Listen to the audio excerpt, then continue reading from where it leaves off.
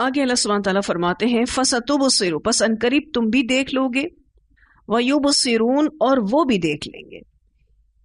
یعنی آپ صلی اللہ علیہ وسلم سے کہا جا رہا ہے کہ آپ بھی دیکھ لیں گے، یعنی اچھا انجام جلد آپ بھی دیکھ لیں گے. وَيُبْصِرُونَ، اور وہ بھی دیکھ لیں گے، یعنی وہ کفار بھی اپنے انجام کو دیکھ لیں گے. کیونکہ جب حق واضح ہو جائے گا اور سارے پردے اٹھ جائیں گے، اور یہ کب ہوگا؟ قیامت کے دن. تو آپ صلی اللہ علیہ وسلم بھی دیکھ لیں گے اور وہ کفار بھی دیکھ لیں گے. رسول اللہ صلی اللہ علیہ وسلم اپنا اچھا انجام دیکھیں گے اور یہ کفار اپنا برا انجام دیکھیں گے. بعض مفسرین نے اسے جنگ بدر سے بھی متعلق قرار دیا ہے کہ جب جنگ بدر ہوگی تو آپ صلی اللہ علیہ وسلم بھی دیکھ لیں گے اور وہ کفار بھی دیکھ لیں گے، یعنی اپنا اپنا انجام. بِأَيِّكُمُ الْمَفْتُونَ، کون تم میں مجنون ہے. بِأَيِّكُمْ کے ساتھ جو با ہے، ایکم پر با کو اس لیے داخل کیا گیا ہے تاکہ یہ معلوم ہو سکے کہ اس کا تعلق آیت نمبر 5 سے ہے. یعنی ترجمہ یوں ہوگا، ان قریب آپ بھی جان لیں گے اور وہ بھی جان لیں گے کہ دیوانہ کون ہے، فتنے میں مبتلا کون ہے. اور یہاں پر المفتون کا معنی مجنون کے ہیں، یعنی یہ حقیقت واضح ہو گئی ہے کہ آپ صلی اللہ علیہ وسلم لوگوں میں سب سے زیادہ ہدایت یافتہ ہیں، اور جو آپ کے دشمن ہیں وہ سب سے زیادہ شریر لوگ ہیں. رسول اللہ صلی اللہ علیہ وسلم کے اعلیٰ اخلاق کا تقاضا یہی تھا کہ یہ کفار جو آپ کو مجنون کہتے ہیں، آپ کو جو یہ تکلیف دہ باتیں کہتے ہیں، آپ اس پر صبر کریں. جلد ہی اللہ تعالیٰ ایسے مواقع لائے گا جن میں اللہ تعالیٰ نبی اکرم صلی اللہ علیہ وسلم کی مختلف طریقوں سے مدد کرے گا، جن کے بارے میں الحمدللہ آپ جانتے بھی ہیں کہ اللہ تعالیٰ نے غزوہ بدر میں مسلمانوں کو بہترین فتح عطا کی اور کفار کو بدترین شکست دی. پھر آپ صلی اللہ علیہ وسلم کے جان کے دشمن اسلام قبول کر گئے. یہ بھی اللہ کی طرف سے بڑی خاص مدد تھی.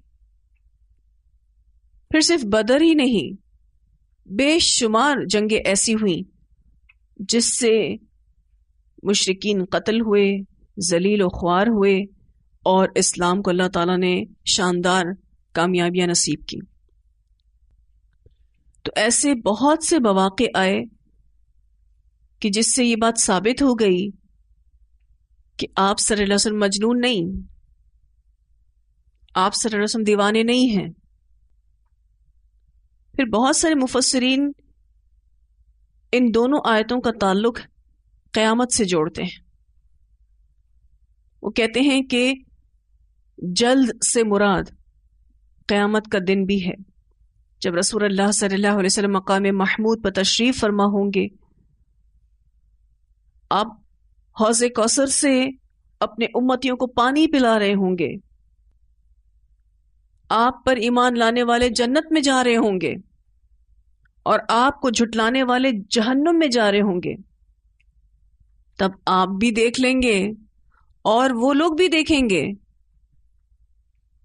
بِأَيِّكُمُ الْمَفْتُونَ، کہ کون تم میں مجنون ہے، کہ کون دیوانہ ہے. یعنی عنقریب یہ حقیقتیں کھل کر سامنے آ جائیں گی.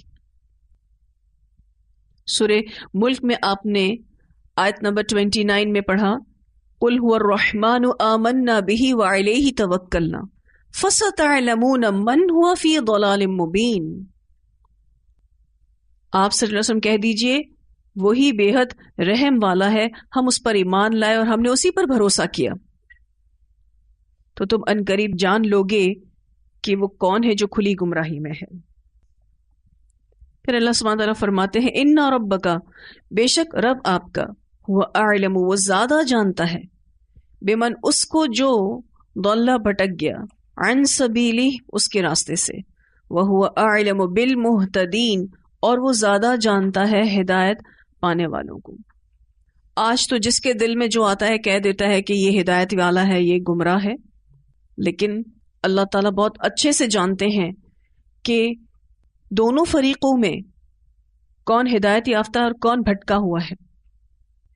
پھر اللہ سبحانہ تعالیٰ فرماتے ہیں فَلَا تُطِعِ الْمُكَذِّبِينَ، بس نہ تم اطاعت کرو جھٹلانے والوں کی۔ اخلاق حسنہ یہ بھی ہے کہ جھٹلانے والوں کی اطاعت نہ کی جائے، تکذیب کرنے والوں کی اطاعت قبول نہ کی جائے، یعنی ان کے ساتھ نہ ہوں۔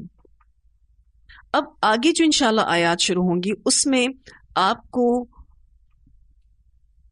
اچھے اخلاق اور دین کے ساتھ جو کمپرومائز نہیں کرنا، اس کو کیسے بیلنس رکھنا ہے وہ سکھایا جائے گا، کیونکہ عمومی طور پر جس کا اخلاق اچھا ہوتا ہے اس سے لوگ یہ بھی امیدیں باندھ لیتے ہیں کہ اگر ہم اب اس کو کوئی غلط بات بھی کہیں گے تو وہ اس کو ایکسیپٹ کر لے گا۔ اب ان دونوں چیزوں کو کیسے بیلنس رکھنا ہے وہ آگے آیتوں میں اللہ تعالیٰ ہمیں سمجھائیں گے۔ خطاب رسول اللہ صلی اللہ علیہ وسلم سے ہے کہ آپ لوگوں کے ناجائز مطالبے نہیں مانیں گے، چونکہ آپ صلی اللہ علیہ وسلم بہترین اخلاق کے مالک تھے، تو عمومی طور پر ایسے شخص سے لوگ یہ بھی امید رکھتے ہیں کہ اگر اس سے کوئی غلط بات بھی منوانی ہو تو وہ مان جائے گا۔ تو اللہ سبحانہ تعالیٰ نے یہاں پر اخلاق حسنہ کی ایک اور تعریف بھی بتائی کہ جس کا اخلاق اچھا ہے وہ جھٹلانے والوں کی اطاعت نہیں کرتا، ان کے ساتھ نہیں ہوتا۔ اسی لیے آپ صلی اللہ علیہ وسلم کو خطاب کیا گیا فَلَا تُطِعِ الْمُكَذِّبِينَ، بس نہ تم اطاعت کرو جھٹلانے والوں کی۔ وَدُّوا، وہ چاہتے ہیں، لَوْ تُدْہِنُوا، کاش تم سستی کرو، فَيُدْہِنُونَ، تو وہ بھی سستی کریں، کاش تم نرم رویہ اختیار کرو تو وہ بھی تمہارے ساتھ نرم رویہ اختیار کریں۔ تدہینو اور فیدہینون دونوں ایک ہی روٹ ورڈ سے ہیں، دال ہا نون سے۔ اس کا معنی ہوتا ہے کسی چیز کو تیل لگا کر چکنا کرنا، مراد نرم رویہ اختیار کرنا۔ اب یہ کفار چاہتے تھے کہ آپ صلی اللہ علیہ وسلم ان کے معبودوں کی طرف مائل ہو جائیں اور حق کو ترک کر دیں جس پر آپ صلی اللہ علیہ وسلم تھے، یعنی وہ یہ چاہتے تھے کہ ان کے معبودوں کے بارے میں نبی اکرم صلی اللہ علیہ وسلم نرم رویہ اختیار کریں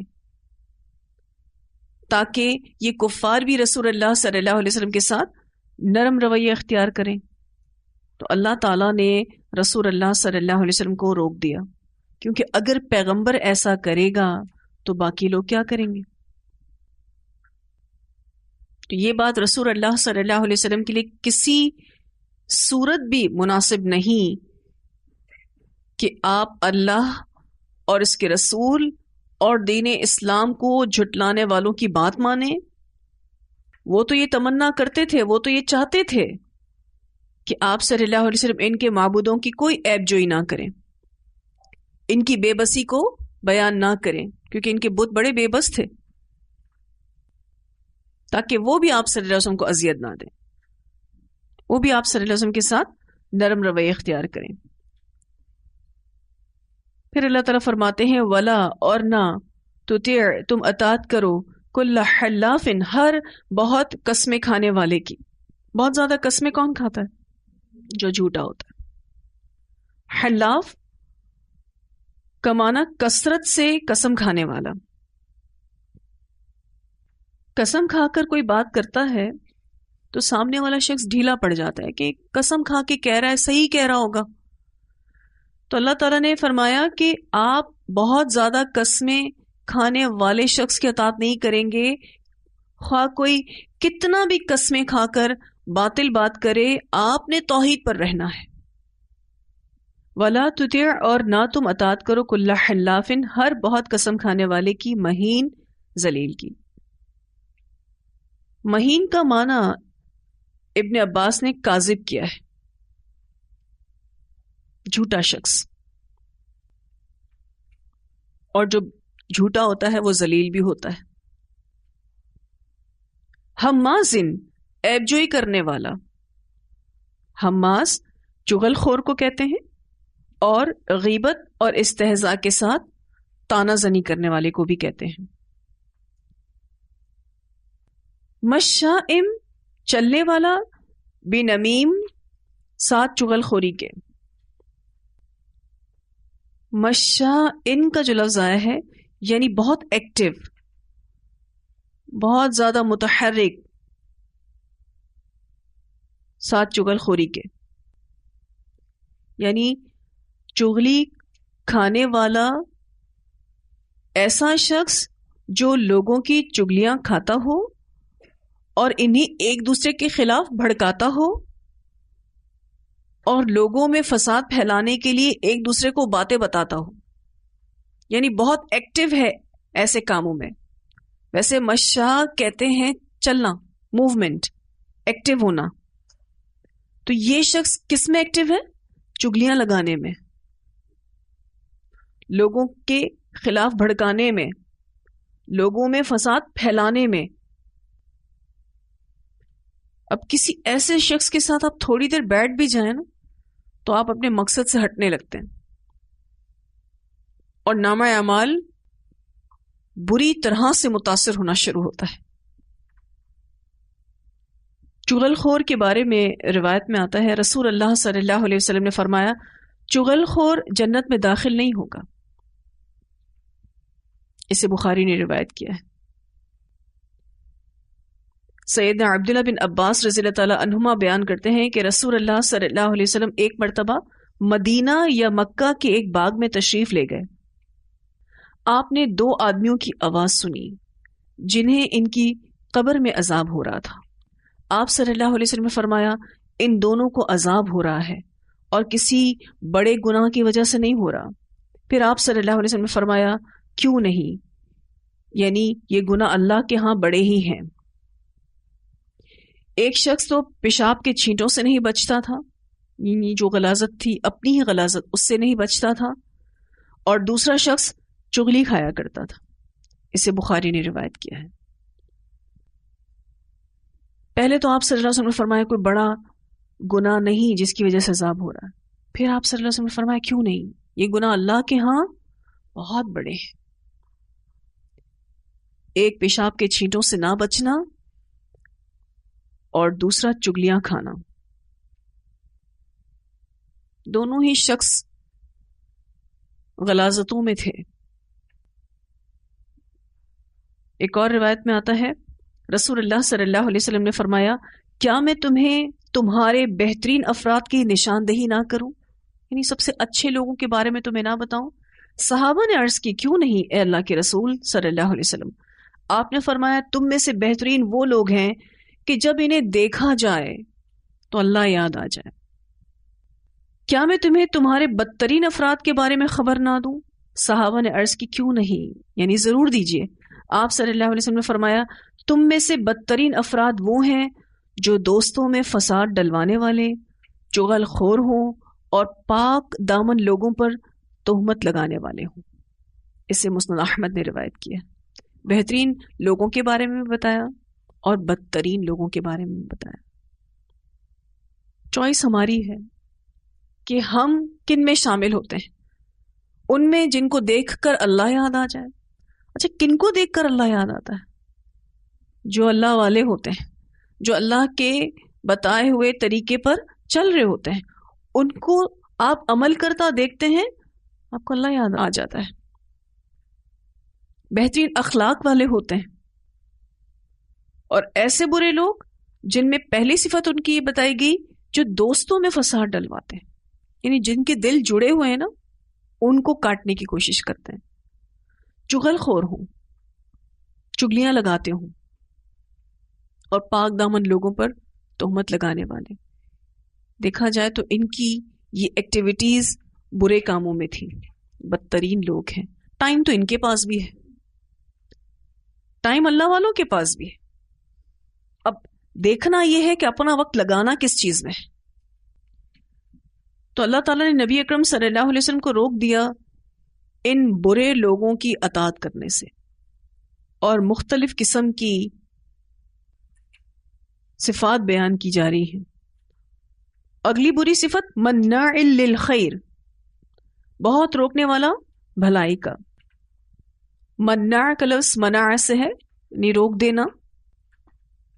للخیری، بھلائی سے، یعنی کوئی مال دینے سے، کوئی نیکی کرنے سے، کوئی صدقہ وغیرہ کرنے سے.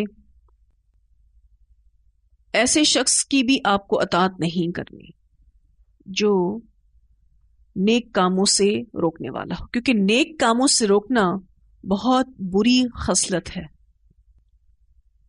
معتدن، حد سے بڑھنے والا. حد سے بڑھنے والا یعنی مخلوق پر زیادتی کرنے والا، حلال کو حرام بنانے والا، لوگوں کی جان اور مال اور عزت کو پامال کرنے والا. تو ایسے حد سے بڑے ہوئے شخص سے بھی آپ کو دور رہنا ہے، اس کی اطاعت نہیں کرنی. اثیمن، گناہگار. یہاں پر اثیم اس شخص کو کہا گیا ہے جو اللہ کے حقوق سے تعلق رکھنے والے گناہوں کو کرنے والا ہو، یعنی محرمات کا ارتکاب کرنے والا، حرام چیزوں کا ارتکاب کرنے والا. عتل، بد مزاج. اب ایسے شخص کی بھی آپ کو اطاعت نہیں کرنی جو بہت بد مزاج ہو. عتل کا لفظ عین تا لام سے ہے. اس کا معنی ہوتا ہے کسی کو اس کے سر کے بالوں سے کھینچنا. مراد انتہائی سخت مزاج، بدخو، سخت دل، مال جمع کرنے والا اور بخل کرنے والا. بعد ذالک، اس کے بعد زنیم، وہ بداصل بھی ہے. زنیم کا لفظ زنما سے ہے، ایبنارمل گروتھ کو کہتے ہیں. بکری کا گلینڈ یعنی گدود بڑھ جاتا ہے، پھر وہ الگ سے لٹکتا ہے، اس کو زنیم کہتے ہیں. مراد اس سے بدذات ہونا، جس کا نسب مشکوک ہو اور وہ خود کو کسی دوسرے قبیلے سے ملا رہا ہو. بدنام شخص کو بھی کہتے ہیں اور ولد الزنا کو بھی کہتے ہیں. یعنی کوئی شخص کسی قوم سے نسبت تو بتائے لیکن وہ اس سے ہو نہ. اب یہاں پر اس شخص سے مراد ولید بن مغیرہ ہے، کیونکہ جتنی بھی صفات آئی ہیں آیت نمبر 10 سے لے کر 13 تک، یہ ساری کی ساری ولید بن مغیرہ میں پائی جاتی ہے. یہ خود کو قریشی کہتا تھا، حالانکہ وہ تھا نہیں، لیکن قرآن میں اس کا نام نہیں آیا. اس سے یہ معلوم ہوتا ہے کہ جو بھی یہ صفات رکھے وہ اس میں شامل ہے. اب آپ دیکھیں تو پہلی صفت حلافن، بہت زیادہ قسمیں کھانے والا. مہینن، کاذب، جھوٹا. حمازن، عیب جوئی کرنے والا. مشاء بنمیم، چگل خوری کے ساتھ بہت زیادہ ایکٹیو. مناع للخیر، بھلائی سے بہت زیادہ روکنے والا.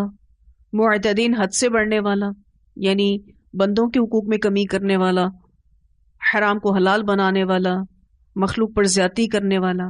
اثیمن، گناہ گار، اللہ کے حقوق میں بھی کمی کرنے والا، محرمات کا ارتکاب کرنے والا. عتل، بد مزاج، بہت زیادہ بدخوب، بہت زیادہ سخت دل.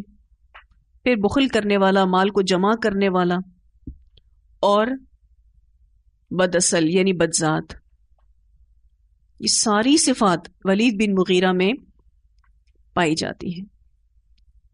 یہ خود کو قریشی کہتا تھا، حالانکہ وہ تھا نہیں. ان کانا، کہ ہے وہ ذا مال، مال والا، و بنین، اور بیٹوں والا. یعنی اس کی بات صرف اس لیے مانی جائے کہ وہ خاصا مالدار ہے اور صاحب اولاد ہے، یعنی اس کی لوگ اس لیے اطاعت کرتے ہیں کہ وہ مال اور اولاد والا ہے. اذا تتلی علیہ آیاتنا، جب پڑھی جاتی ہیں اس پر ہماری آیات، قال اساطیر الاولین، کہتا ہے کہانیاں ہیں پہلوں کی. یعنی اس نے قرآن کا مذاق بنا دیا. لوگ اس کی بات صرف اسی لیے سنتے ہیں کہ اس کے پاس پیسہ بہت ہے. اور عمومی طور پر آپ دیکھیں جس کے پاس پیسہ زیادہ ہوتا ہے اس کی بد اخلاقیوں پر پردہ پڑ جاتا ہے، لوگ اس سے آنکھیں بند کر لیتے ہیں. اس کی اتنی بری صفات کا ذکر قرآن پاک میں آیا، لیکن آپ دیکھیں جو آیت نمبر 15 میں بات ہوئی ہے اذا تتلی علیہ آیاتنا قال اساطیر الاولین، یعنی سارے غلط کاموں میں سب سے زیادہ غلط کام اس کا اللہ کی بات کو، حق بات کو جھٹلانا، اس کا مذاق بنانا. یعنی اس کی زبان بہت زیادہ خراب تھی، اور یہ زبان ہی انسان کو عیبدار بناتی ہے. ایک زبان انسان کو عزت اور خوبصورتی دیتی ہے، اور ایک زبان انسان کو عیبدار کرتی ہے. کتنا زیادہ اس بات کا خیال رکھنا چاہیے کہ گندے الفاظ ہماری زبان سے کبھی نہ نکلیں. اس نے ایک قول ہی کہا تھا نا، قول اساطیر الاولین، لیکن اس نے قرآن کا مذاق بنا دیا. سنسمہ، ان قریب ہم داغ دیں گے اس کو یا داغ لگائیں گے اس کو، علی الخرطوم، اوپر ناک کے. خرطوم کہتے ہیں لمبی ناک کو، جیسی ہاتھی کی ہوتی ہے یا پھر سور کی ہوتی ہے. اب ہو سکتا ہے کہ یہ محاورتاً کہا گیا ہو، کیونکہ جس کے پاس پیسہ زیادہ ہوتا ہے، جس کے پاس اولاد زیادہ ہوتی ہے، تو وہ اپنی ناک لمبی محسوس کرتا ہے. اور ایسے لوگ اپنی ناک کی خاطر بڑے جتن کرتے رہتے ہیں کہ ان کی ناک کو کوئی آنچ نہ آئے. تو اللہ تعالیٰ کہتے ہیں ہم اس شخص کی اس بڑی ناک کو پوری طرح سے ذلیل کر کے چھوڑیں گے. سنسمہ علی الخرطوم، ان قریب ہم داغ دیں گے اس کو اوپر ناک کے. ہم اس کی ناک پر ہی داغ لگائیں گے جس کی اس کو بڑی فکر لگی رہتی ہے. اور یہ کہا جاتا ہے کہ ولید بن مغیرہ کو ناک پر ہی چوٹ لگی تھی، کیونکہ اس نے اپنی ناک اونچی رکھنے میں ہی اپنی عزت سمجھی تھی. اللہ تعالیٰ نے اس کی ناک پر ہی چوٹ لگائی. تو یہاں پر ایک مضمون مکمل ہو رہا ہے جس میں آپ صلی اللہ علیہ وسلم کو مخاطب کر کے ایز داعی دین یہ بتایا جا رہا ہے کہ آپ ان بری صفات رکھنے والے لوگوں کی اطاعت نہیں کریں گے، کیونکہ آپ صلی اللہ علیہ وسلم بہترین اخلاق کے مالک تھے. تو ایسے شخص سے لوگ یہ امید لگاتے ہیں کہ بات اچھی ہو یا بری ہو، غلط ہو یا صحیح ہو، یہ اچھے اخلاق والا شخص ساری باتوں کو مان لے گا، غلط کو غلط نہیں کہے گا.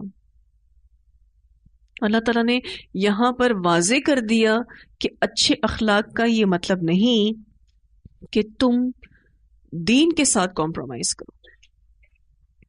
یہی اصل بیلنس ہے کہ اصول پر بھی قائم رہنا ہے اور اچھے اخلاق پر بھی قائم رہنا ہے. آپ صلی اللہ علیہ وسلم جہاں اخلاق کے اعلیٰ درجوں پر فائز ہیں، وہاں آپ دین کے ساتھ کسی قسم کا کمپرومائز نہ کر کے باوصول بھی رہیں گے. تو ایک دائی کو روکا جا رہا ہے کہ ان بری صفات رکھنے والے لوگوں سے دور رہنا ہے، اس سے تمہارا امیج اچھا رہے گا.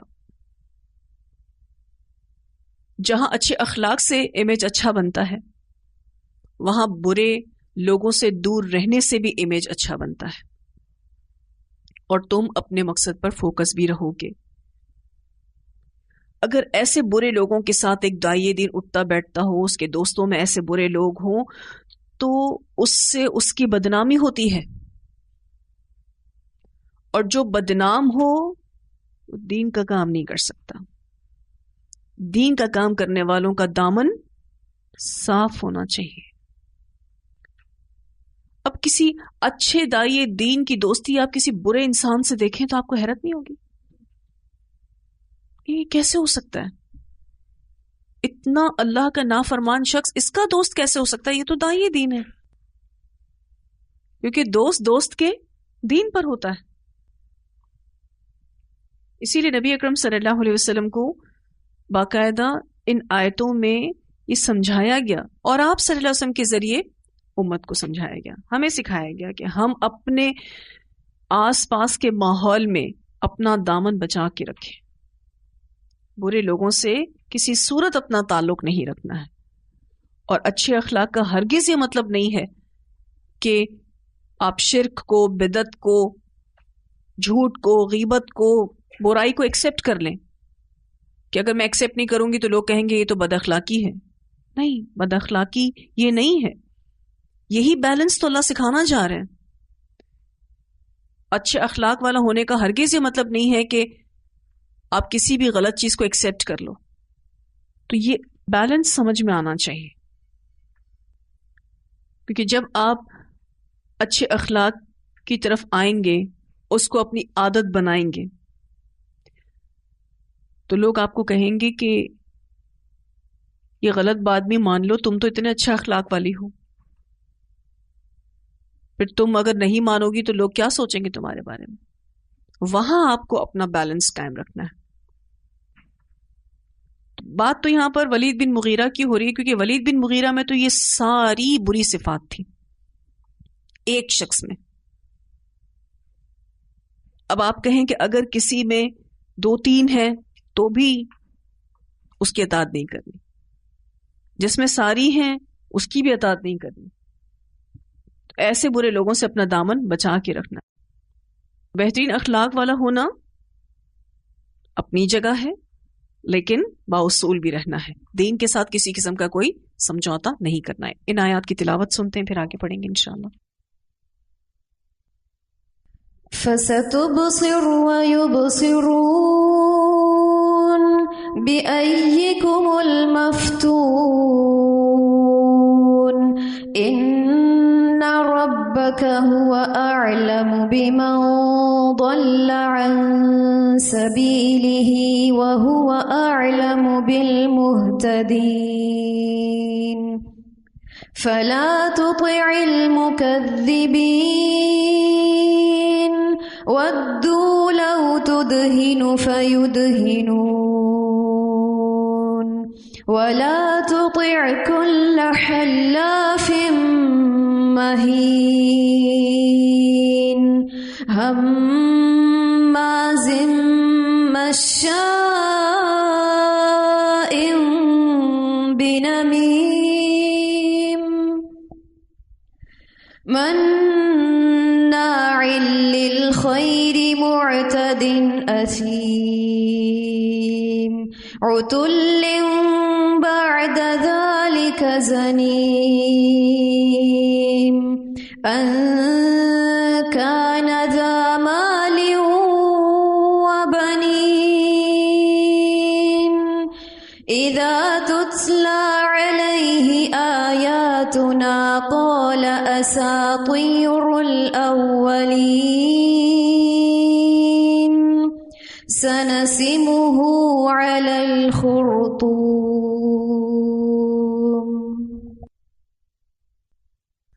یہ جو یہاں ایک صفت بیان ہوئی عتل، بد مزاج، اس بارے میں ایک روایت آتی ہے، رسول اللہ صلی اللہ علیہ وسلم نے فرمایا قیامت کے دن اللہ کے نزدیک مرتبے کے لحاظ سے سب سے بدتر شخص وہ ہوگا جس کی برائی سے بچنے کے لیے لوگ اس سے ملنا چھوڑ دیں۔ اس سے بخاری نے روایت کیا ہے۔